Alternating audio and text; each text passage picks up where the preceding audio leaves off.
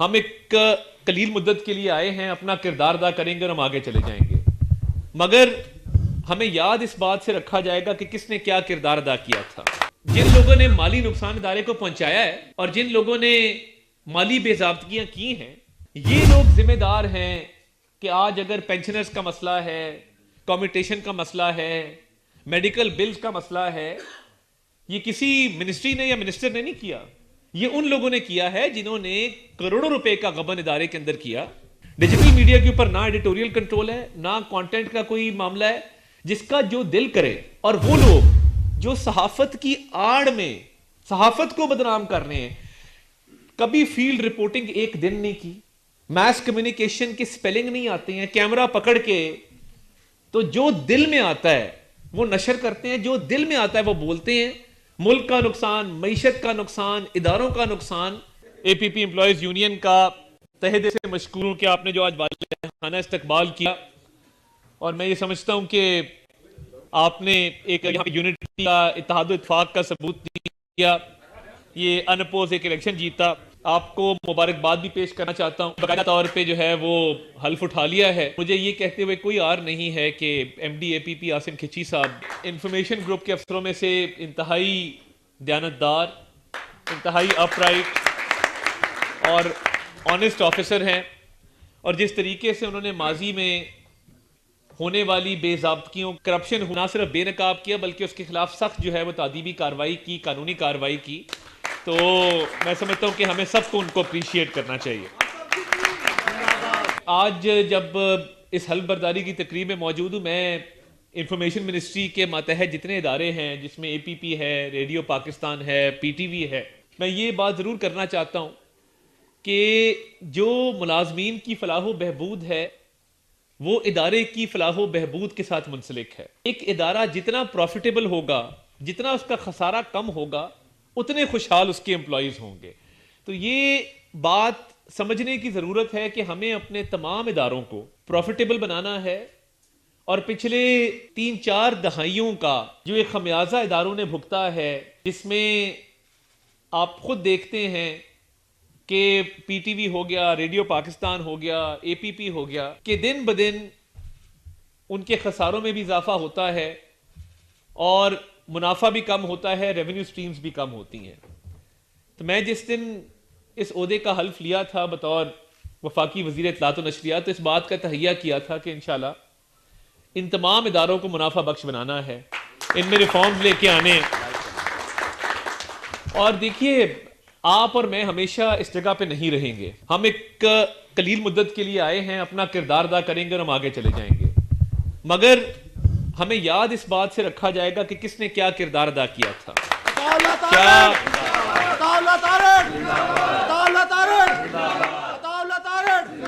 क्या हम उन इदारों को जैसे हमें मिले थे उससे बेहतर छोड़ के गए थे?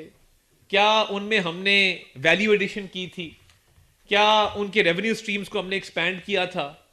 क्या वो इदारा जब हम आए थे उससे बेहतर हालत में उसको छोड़ के गए? देखिए, मुझे और आपको इस बात पे जांचा जाएगा, और इसके लिए मैं एक बड़ा हमारा वसीत रिफॉर्म्स का एजेंडा है जिस पर अमल पैरा हूं।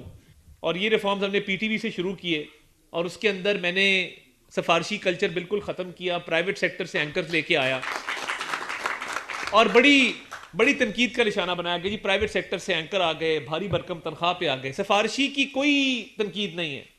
ये छोटे छोटे माफिया जो बैठे होते हैं इदारों के अंदर, ये क्या करते हैं? इन्होंने देखा मिनिस्टर आया है, ये तो रिफॉर्म्स लेके आ रहा है, ये तो प्राइवेट सेक्टर के एंकर लेके आ रहा है। ये वो रिसर्चर जो 1.5 लाख पे भर्ती होकर रिसर्च रूम में बैठा था और 6 लाख के ऊपर एंकर बना दिया गया, ये तो उनको निकाल रहा है।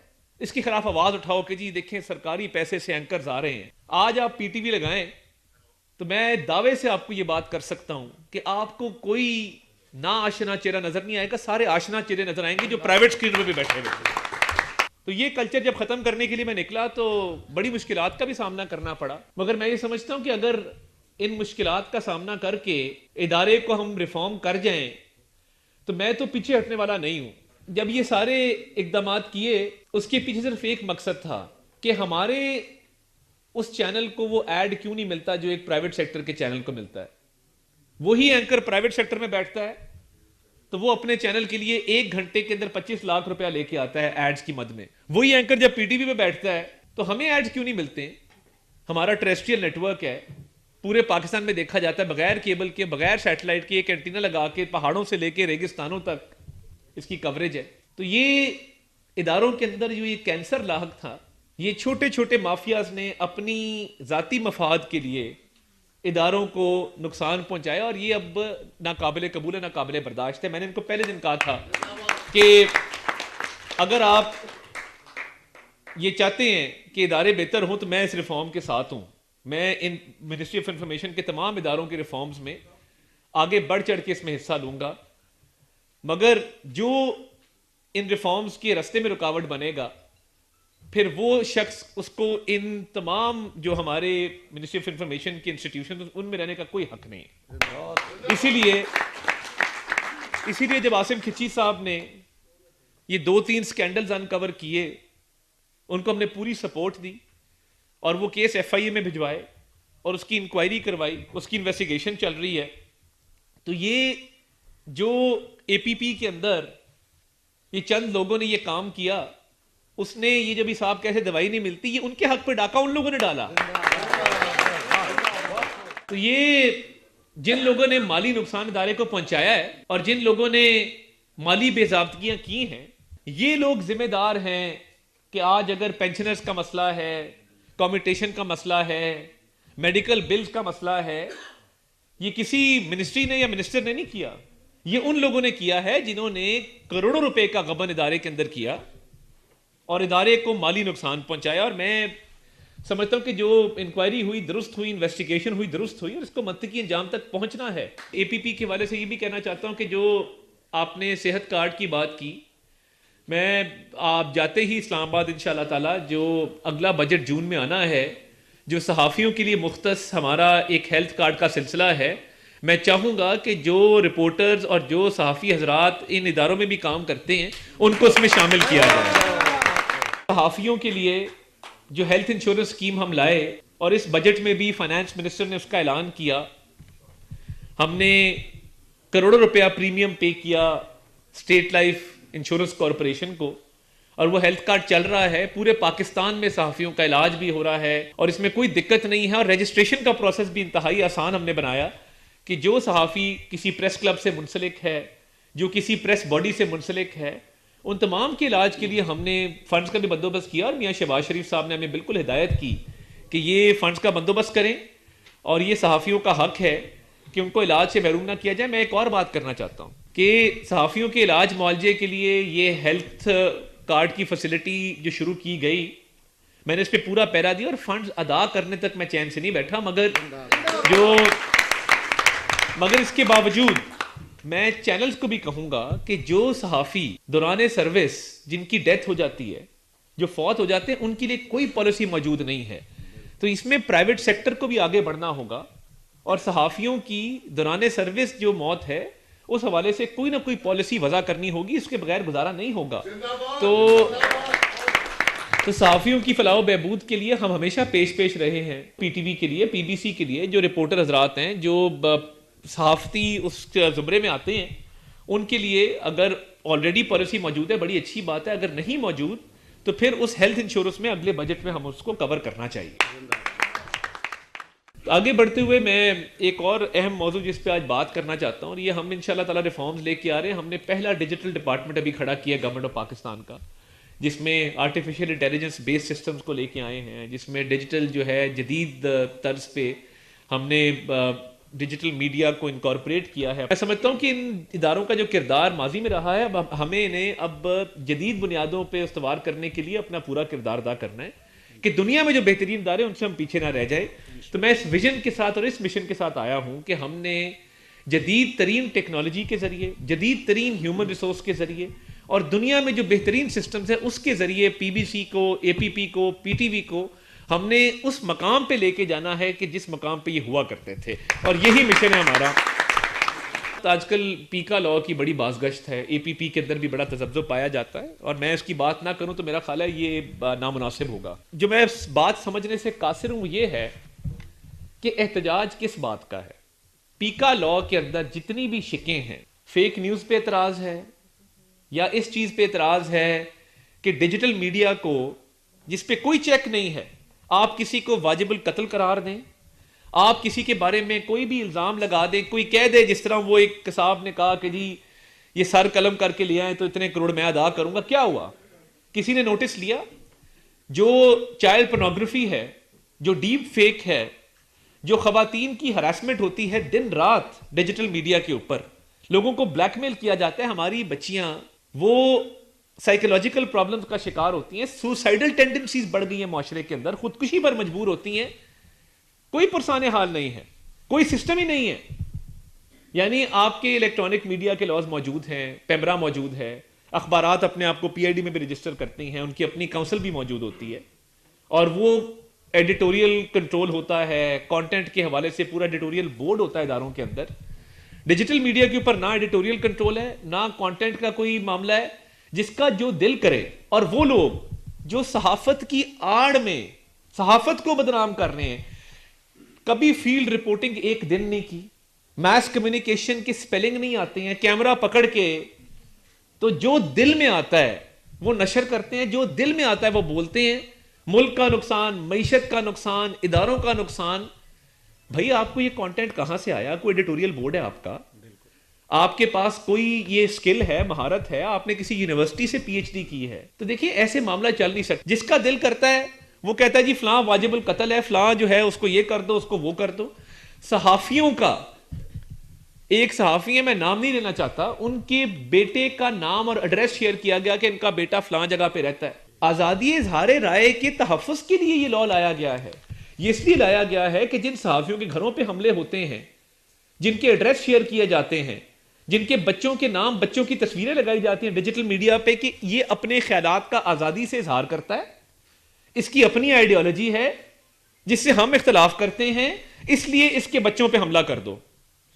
तो मुझे ये बताइए, क्या एफआईए में कैपेसिटी है कि एफआईए इन क्राइम्स को डील कर सके? क्या साइबर क्राइम का मुल्क में कोई इदारा मौजूद है जो इस चीज को चेक कर सके? अगर एक national cyber crime investigation agency कायम की जा रही है, जो एक मायानाज एजेंसी होगी, प्रोफेशनल्स पे बेस्ड होगी, तो क्या ये गलत काम होने जा रहा है? अगर उस एजेंसी के ऊपर एक डिजिटल मीडिया प्रोटेक्शन अथॉरिटी बनाई जा रही है, जिसके अंदर एक सहाफी उसका मेंबर होगा, वो प्राइवेट सेक्टर से होगा ऑफ कोर्स, वो किसी प्रेस क्लब के साथ, किसी एसोसिएशन के साथ मुंसलिक होगा, एक आईटी प्रोफेशनल उसका मेंबर होगा, वो भी निजी शोबे से होगा। उसके साथ साथ ट्राइब्यूनल बनाया जा रहा है, हाई कोर्ट के जज के लेवल का ट्राइब्यूनल का सरबराह होगा, उसमें भी, ट्राइब्यूनल में भी एक सहाफी को रखा गया है। ट्राइब्यूनल में उस सहाफी के साथ साथ आईटी प्रोफेशनल को रखा गया है निजी शोबे से। तो क्या ये डिजिटल राइट्स प्रोटेक्शन अथॉरिटी, जिसमें सहाफी भी शामिल हैं, निजी शोबे के माहिरीन भी शामिल हैं, और ट्राइब्यूनल के अंदर भी निजी शोबे के माहिरीन शामिल हैं, सहाफी शामिल हैं, और नेशनल क्राइम इन्वेस्टिगेशन एजेंसी है, एतराज है जी कि ये इसकी अपील सुप्रीम कोर्ट में क्यों जाएगी? तमाम ट्राइब्यूनल्स की अपील सुप्रीम कोर्ट में जाती है। फेडरल सर्विस ट्राइब्यूनल है, उसकी अपील सुप्रीम कोर्ट में जाती है क्योंकि ये हाई कोर्ट के बराबर होता है। मगर इसके साथ साथ ये बताना भी जरूरी है कि ये हाई कोर्ट में रिट पिटिशन से कोई नहीं रोक सकता। 24 घंटे के अंदर इस ट्राइब्यूनल को अपना स्पीकिंग ऑर्डर पास करना होगा। उस स्पीकिंग ऑर्डर के खिलाफ आप सुप्रीम कोर्ट भी जा सकते हैं। आप अगर समझते हैं कि आपके हकूक की खिलाफ वर्जी हुई है, आपके फंडामेंटल राइट्स की वायलेशन हुई है, तो हाई कोर्ट में भी रिट पिटिशन लाई करती है। तो मुझे ये समझ नहीं आ रही कि एतराज किस शिक पे है। मैं एहतजाज भी देखता हूं, हमारे भाई हैं, हमारे लिए बहुत मोहतरम हैं, मगर मुझे एक शिक बता दीजिए इस कानून के अंदर जो मुतनाज़ा या काबिल एतराज है। ये कह देना काफी नहीं है कि ये मुतनाज़ा एक्ट है, इसमें बताना होगा ना कि फ्लां शिक नंबर ये मुतनाज़ा शिक है। देखिए अब फेक न्यूज उसमें लिखा गया है, क्या फेक न्यूज नहीं बंद होनी चाहिए? किसको इस बात पे इतराज हो सकता है कि जी फेक न्यूज जो है वो बंद नहीं होनी चाहिए? किसी को इतराज नहीं हो सकता।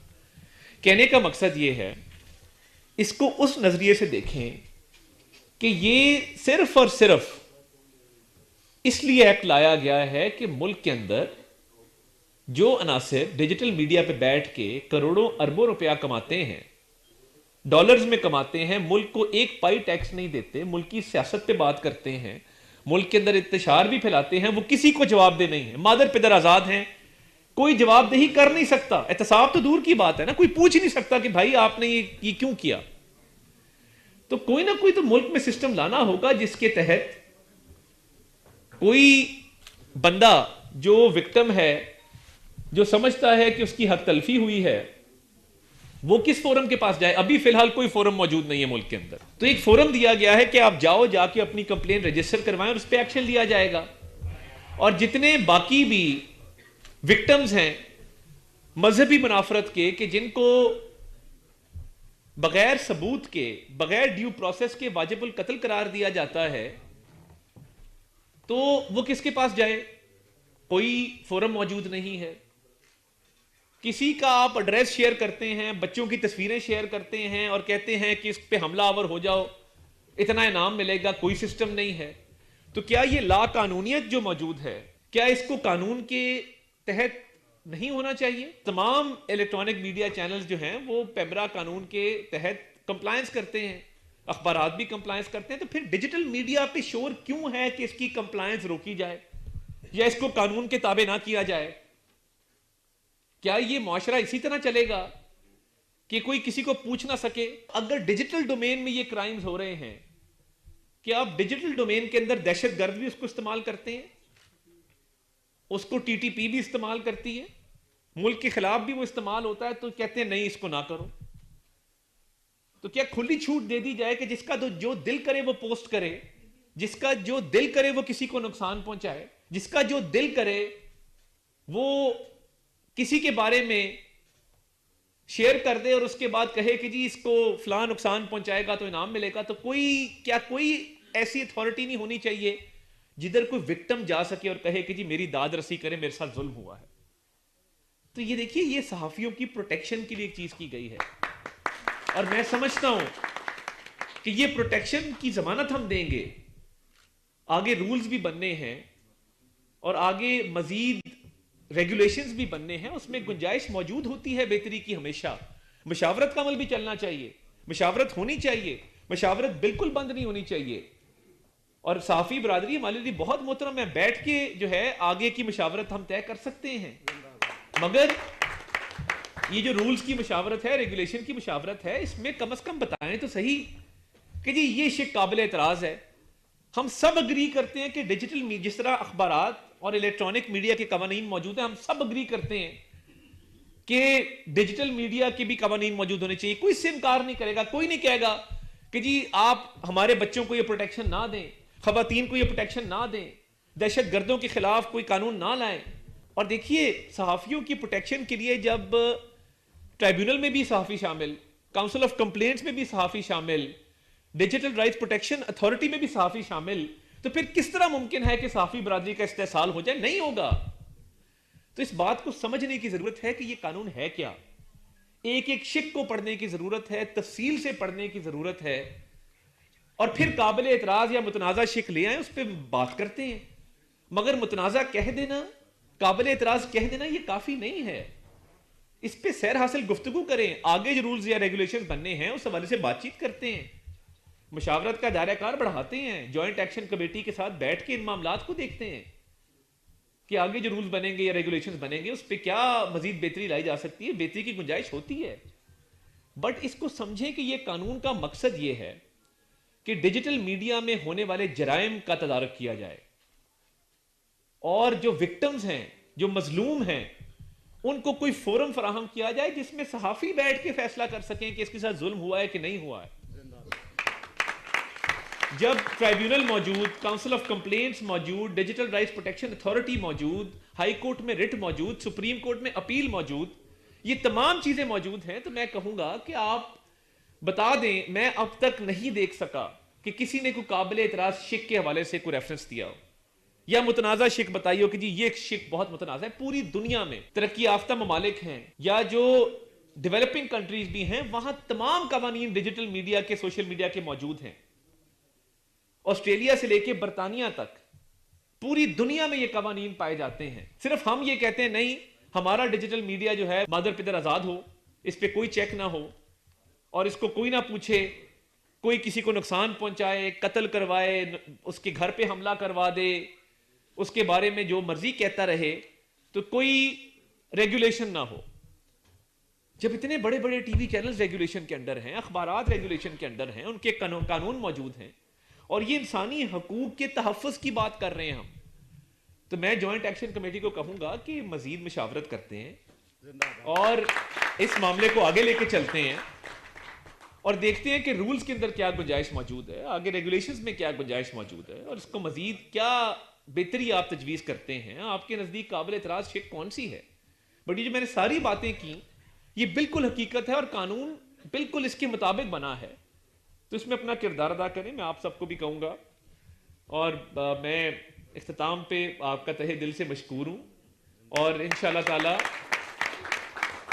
ताला भरपूर कोशिश की जाएगी कि इन तमाम इदारों को मुनाफा बख्श बनाया जाए, रेवेन्यू स्ट्रीम्स नए खोले जाएं, ताकि उसका अल्टीमेट बेनिफिट जो है वो एम्प्लॉयज को हो। ये नहीं हो सकता कि इन इंफॉर्मेशन मिनिस्ट्री के इदारों में बैठे लोग, अच्छे बुरे लोग हर जगह होते हैं, ये नहीं हो सकता कि हम इदारे को नुकसान भी पहुंचाएं और इदारे से मुनाफा भी एक्सपेक्ट करें और फलाह बहबूद भी एक्सपेक्ट करें।